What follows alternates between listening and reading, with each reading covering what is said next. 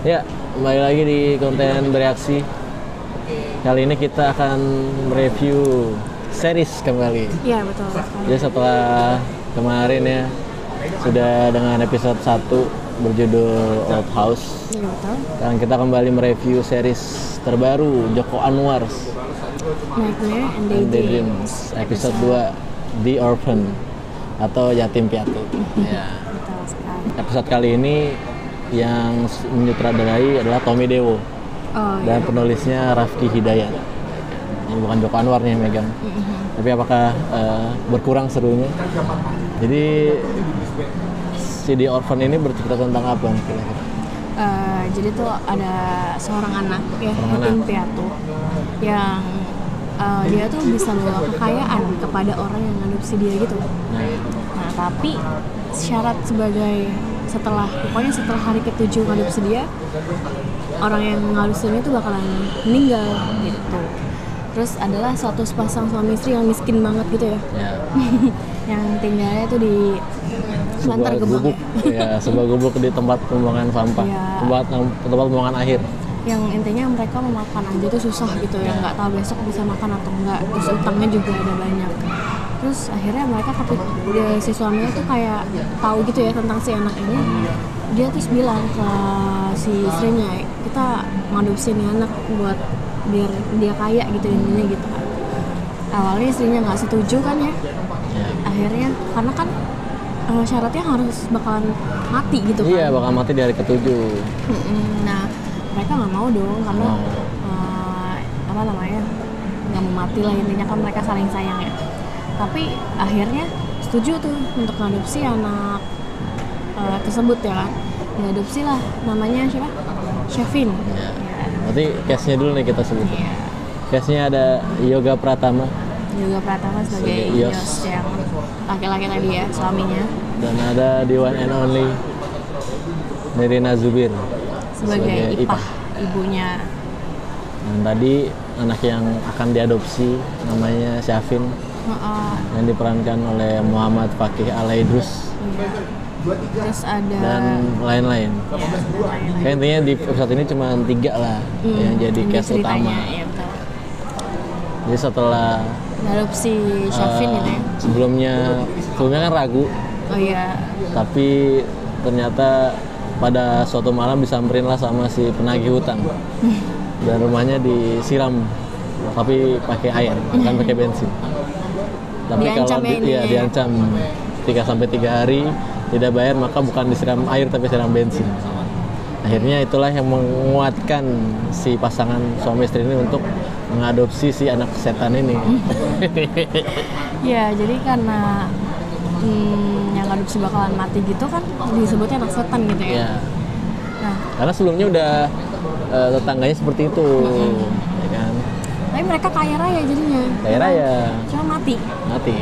Udah Bisa, itu aja. tapi mati. Ya. Akhirnya dia datanglah ke panti asuhan minta adopsi inian gitu. Udah diwanti-wanti ya sama asuhannya. Dia pengasuhnya. Pengasuhnya dibilang Bapak kan bisa makan 3 kali sehari, masih intinya bisa kayak, bernapas.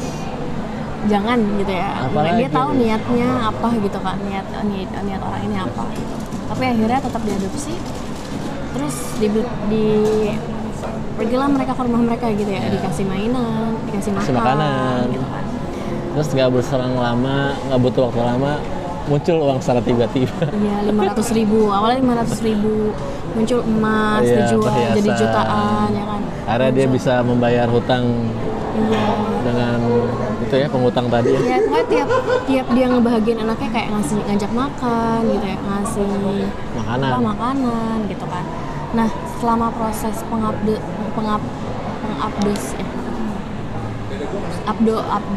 adopsi ya. Iya.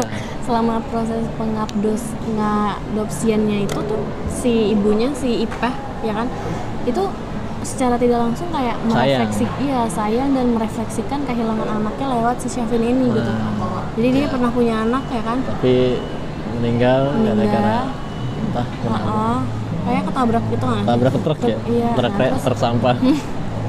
itu kejadian-kejadian luar biasa ya di sana. Terus akhirnya dia merefleksikan kasih sayangnya yang ke anaknya gitu, karena anaknya bakalan segede Syafin pada saat kalau misalkan dia ada gitu kan. Akhirnya kasih sayangnya tumbuh ya kan, sedangkan suaminya, karena mereka udah sepakat kalau di hari ke-7 mereka mau bunuh si Syafin biar mereka yang nggak mati. Idenya bagus, tapi apakah itu akan terencana dengan baik? Nah, bisa ditonton sendiri gimana kelanjutan kisah mereka, karena timbulnya kasih sayang ini yang merumitkan keadaan gitu istilahnya ya. Memang akhirnya akan mati, tapi apakah matinya seperti di film-film lain? Iya. Tentu saja tidak dong. Jadi juga sebenarnya matinya juga dengan hal yang tidak terduga Tidak gitu. terduga. Oh ternyata matinya karena itu. Itu dia, tonton di film. Kayak kita mikirnya orangnya ya oke, mungkin misalnya mati nih ya, iya dia mati nih, tapi matinya gimana gitu ya? Atau apa anaknya jadi iblis apa Iya, gitu. terus tiba-tiba jadi kerangkak di atas. Ternyata enggak, tidak ada horor sama sekali di film Karena ini. sebelumnya kan kita disuguhkan film monster ya, aku pikir si anak ini juga akan menjadi seorang monster gitu kan. Ekspektasinya seperti itu, karena kan di episode sebelumnya kan ada monster lah, ada hal-hal aneh gitu kan. Kirain dia akan berubah jadi, minimal dia jadi kayak beneran kayak anak setan gitu ya, kerangkak atau enggak gimana. Ternyata enggak.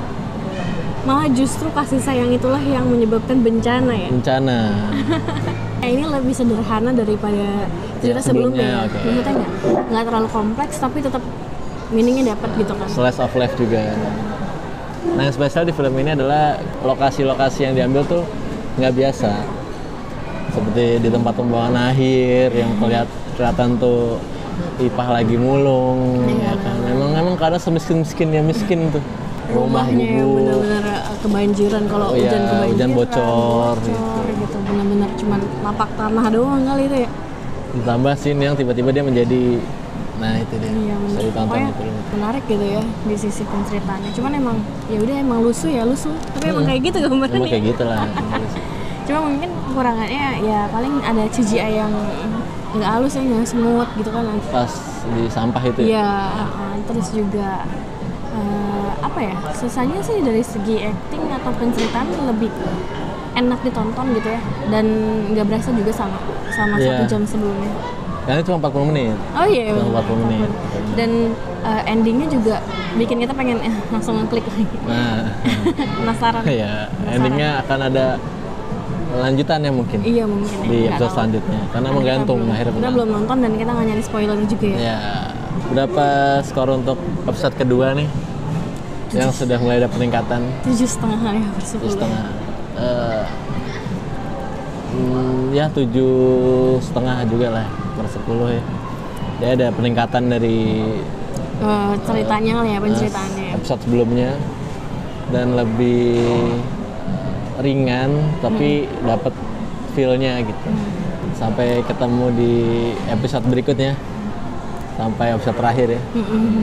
Jangan lupa like, comment, dan subscribe. Kalau ada saran dan kritik bisa tulis di kolom komentar. Betul. Sampai ketemu di konten selanjutnya. Bye-bye.